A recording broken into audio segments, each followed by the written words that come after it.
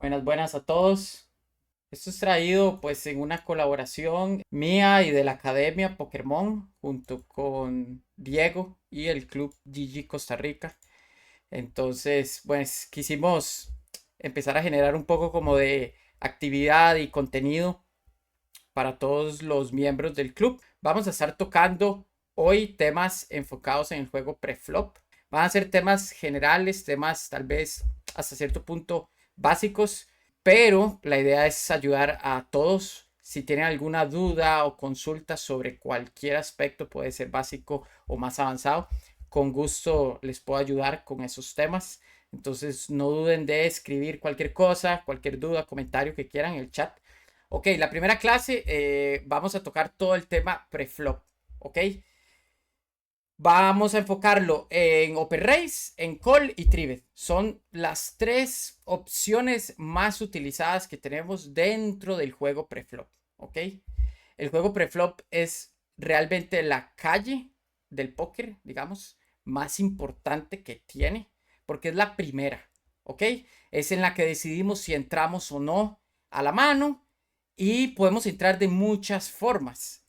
Y es importante tratar de tomar las mejores decisiones desde el inicio. ¿Por qué? Porque normalmente conforme tomemos mejores decisiones desde el inicio, pues muchas veces se nos va a facilitar el juego en calles posteriores. ¿Cuáles son? El flop, turn, river. Calles posteriores van a verse muy afectadas desde el juego preflop. Entonces a veces puede ser que lleguemos a cometer errores o nos pongamos en situaciones difíciles ya en el juego postflop que se pudieron haber evitado si hubiéramos tenido un correcto juego preflop. ¿Ok? Entonces, obviamente, el póker, al ser no limit hold'em, usted puede hacer lo que quiera, básicamente casi lo que quiera. ¿Ok? Podemos entrar al pozo con call, podemos entrar al pozo haciendo raise, podemos hacer cualquier tipo de tamaño, podemos ir all in, podemos apostar 10 blinds, podemos apostar 3, 2 blinds, etcétera. Entender un poquito de cuáles son las mejores decisiones en el juego preflop nos va a ayudar muchísimo a la hora de tener un juego sólido. Todos esos conceptos que vamos a ir hablando durante la clase son conceptos que vienen a través del juego conocido como GTO, que es Game Theory Optimal. Es el juego teórico óptimo que se ha venido pues popularizando como una estrategia sólida de juego, es una estrategia base que tenemos en nuestro juego bajo aspectos matemáticos que ya se han creado en mucho tiempo y que de ahí vamos a partir mucho de toda nuestra estrategia. Obviamente la estrategia GTO no es una estrategia estática, es una estrategia que va a variar y de la que nos podemos desviar de acuerdo a nuestros oponentes o el tipo de torneo que estemos, en la mesa en la que estamos, porque la estrategia GTO toma como premisa que se está enfrentando alguien contra otra persona que también está utilizando una estrategia GTO. ¿Ok? Entonces, entre los dos se intentan pues como utilizar ambas estrategias para pues tratar de uno explotar al otro y sacarle ventaja. En el momento en que uno de los dos se desvía y no hace lo que en teoría la estrategia nos dice, pues ya la estrategia base ya no va a ser óptima porque mi oponente se está desviando. Entonces yo podría hacer algunas desviaciones para aprovecharme de eso y hacer ajustes que me den al final de cuentas una decisión más rentable. Todas las decisiones en el póker tienen un valor esperado a largo plazo, que es el EV que se le llama, el valor esperado, expected value, que entonces desde que entramos a una mano, ya sea con Open Race, ya sea con Call, ya sea con Trivet, ya sea con lo que sea, esa decisión va a tener un valor esperado. ¿Ok? El tamaño que usemos va a tener un valor esperado. Ese valor esperado vamos a tratar siempre de maximizarlo. Todas las decisiones que queramos tener en una mesa, vamos a querer tomar la decisión que nos dé el valor esperado más alto, porque a la larga, pues vamos a obtener más fichas y más dinero. Lo complicado es determinar con tanta oportunidad de opciones es cuál es la decisión que tenga el mayor valor esperado. ¿Ok? Para eso es que utilizamos la estrategia GT. Entonces vamos a entrar de lleno con el concepto más básico y más primordial que tiene el póker, que es el open race. ¿Ok? La apertura la subida de apertura de inicio, en el que nadie ha entrado a la mano y yo decido querer entrar a la mano con un open raise, ¿ok? Puedo hacerlo desde cualquier posición, siempre y cuando sea el primero en abrir la mano. A eso se le llama open raise. De entrada, la estrategia GTO nos dice que queremos entrar a la mano con open raise sin hacer call, ¿ok? El concepto del limp, yo sé que a mucha gente le gusta, lo utiliza. Es una estrategia que a la larga no es la estrategia más rentable a largo plazo. Entonces, ¿qué podemos decir? Que si la mano es lo suficientemente buena para querer jugarla, vamos a querer hacer open raise, ¿ok? Vamos a querer subir la mano. Si nuestra mano no es lo suficientemente buena para querer hacer open raise, entonces vamos a votar. El hacer call, vamos a hablar un poquito sobre eso. De inicio, el open call o el limp que le llaman, no es la jugada más rentable porque es una jugada pasiva, ¿ok? No estamos haciendo raise y normalmente no va a tener el valor esperado más alto que hacer raise.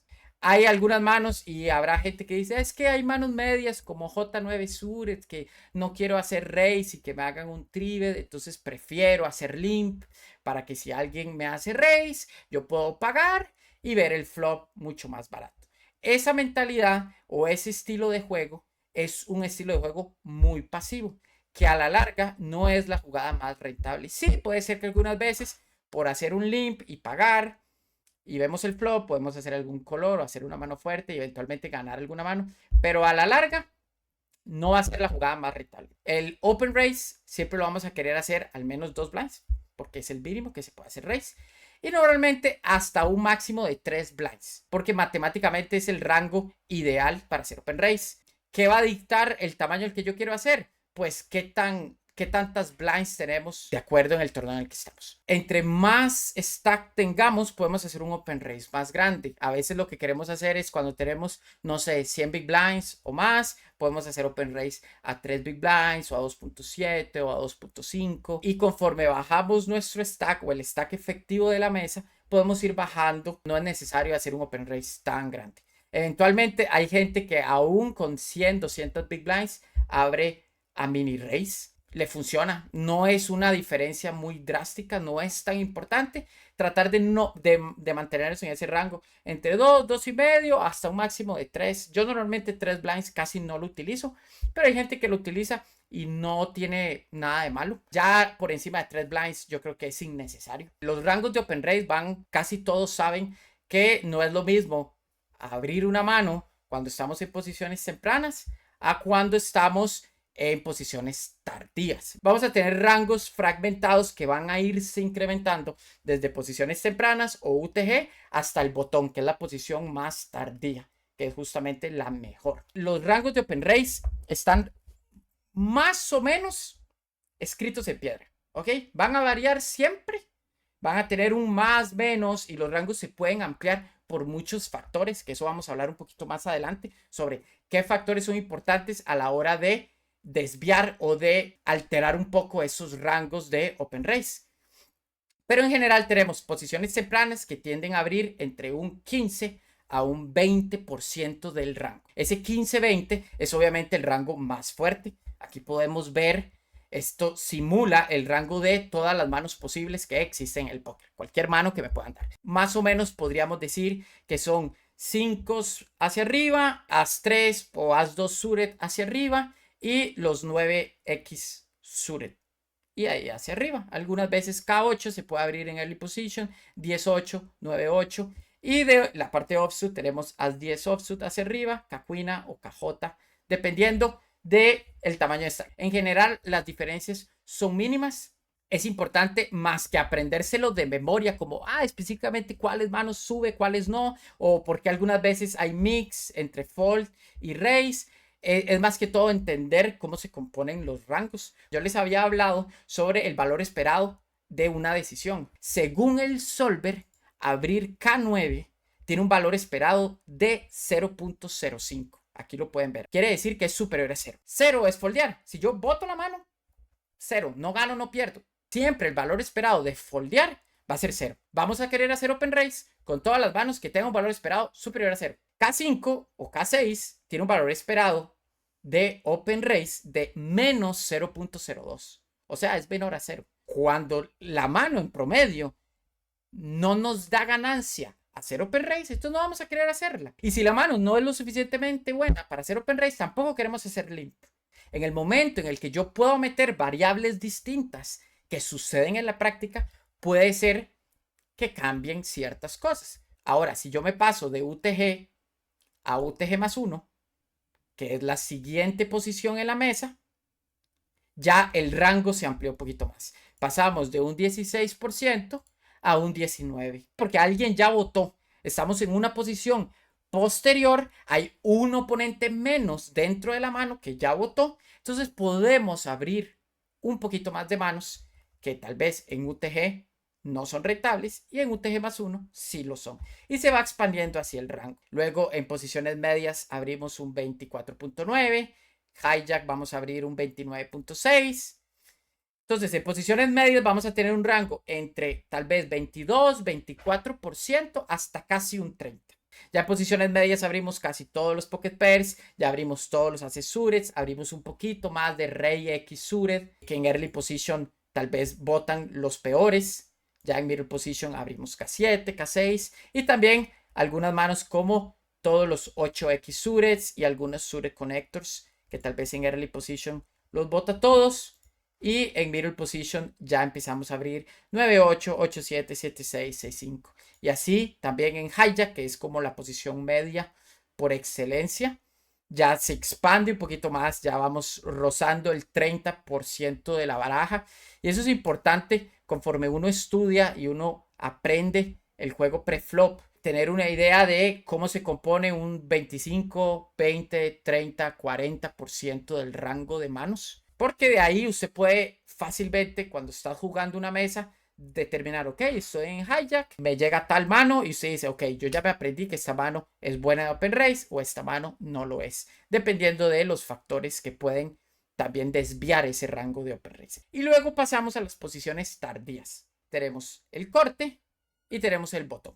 Son las mejores posiciones. ¿Por qué? Porque ya más gente foldeó y ya cuando nos acercamos al botón, prácticamente solo quedan las blinds por hablar. También la ventaja que tienen tanto el corte como el botón en comparación a las blinds es que el corte y botón tienen posición sobre las blinds, ¿ok?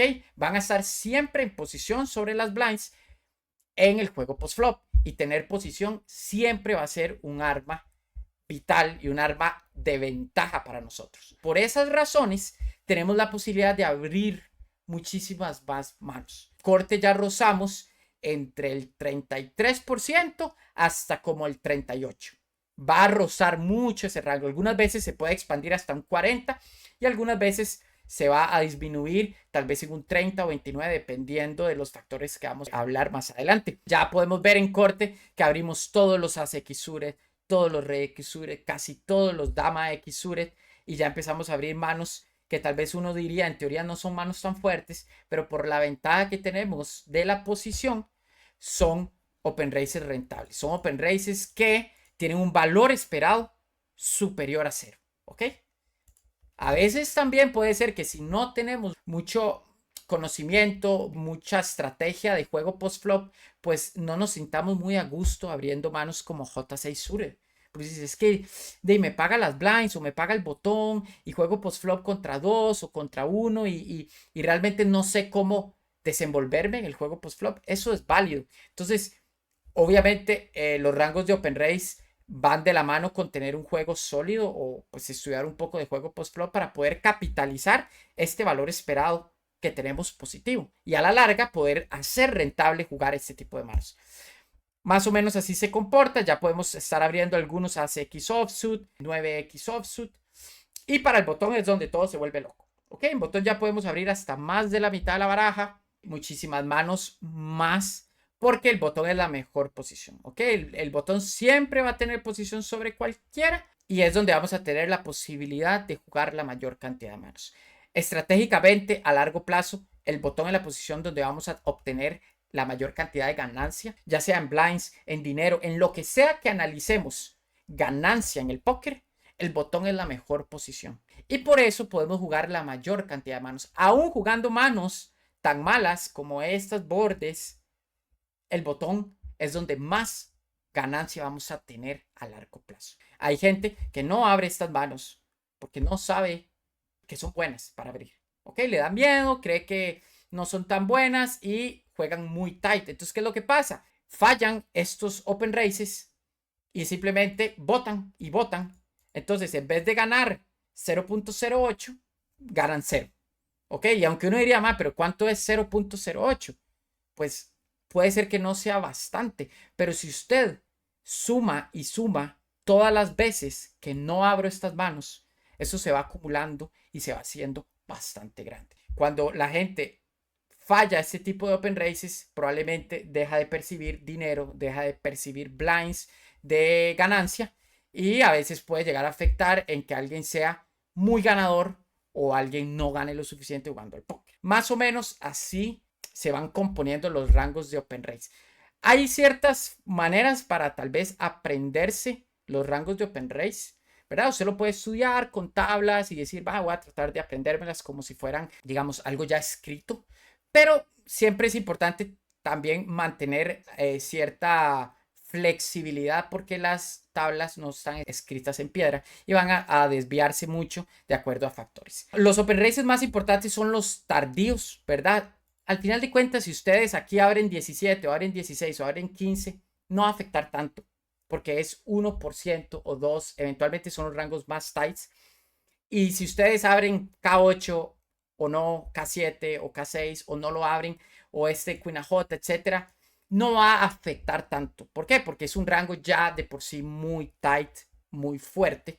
No va a perder tanto. Los rangos más importantes que hay que tratar de tener más aprendidos son los últimos, el de hijack, el de corte y el de botón. Una forma clara como para aprendérselo es ciertas métricas sobre cuáles son las últimas manos de cada rango. Y es una forma que a mí me lo enseñaron, una forma muy fácil de aprendérmelo, que les puede ayudar a ustedes. Es, ok, en botón, ¿cuáles son las manos que abrimos todas esas manos? Se compone así. En botón abrimos todos los 5X suited, desde 6-5 suited hasta As-5 suited, toda esta línea. Y abrimos todos los 8X offsuit. Abrimos desde 9-8 offsuit hasta As-8 offsuit. Entonces, una forma para yo recordar, ok, en botón es 5 suited, 8 offsuit. 5 suited, 8 offsuit. Claramente, yo sé que si abro todos los 5 suited, voy a estar abriendo algunos 4X suited y algunos 3X suited y 2X suited. Pero al menos recordar que se abren todos los 5X suited. Entonces, la próxima vez que yo vea en botón 8-5 suited, yo voy a decir, sí, yo me acordé que es 5 suited, 8 offsuit. 5 suited, 8 offsuit. Si me sale 9-3 suited, no me acuerdo si 9-3 suited se abre. Pero yo recuerdo, yo sé que todos los 5 suited se abren. Entonces probablemente el peor 4 suited o el peor 3 suited no los abren, que son estos últimos. También abrimos K7 offsuit, K6 offsuit, porque son los mejores 6 offsuit y 7 offsuit. Y obviamente todos los As-X offsuit hasta As-2. En corte ya no es 5, es 6. Y ya no es 8, es 9. Va escalonado, subimos 1. 6 suited completo, 9 offsuit completo. Y en hijack abrimos 7 suited y 10 offsuit. Y con esas 3 líneas yo puedo recordar fácilmente más o menos cómo se estructuran los rangos de open race. 5 suited, 8 offsuit en botón, corte 6 suited, 9 offsuit y en hijack 7 suited y 10 offsuit.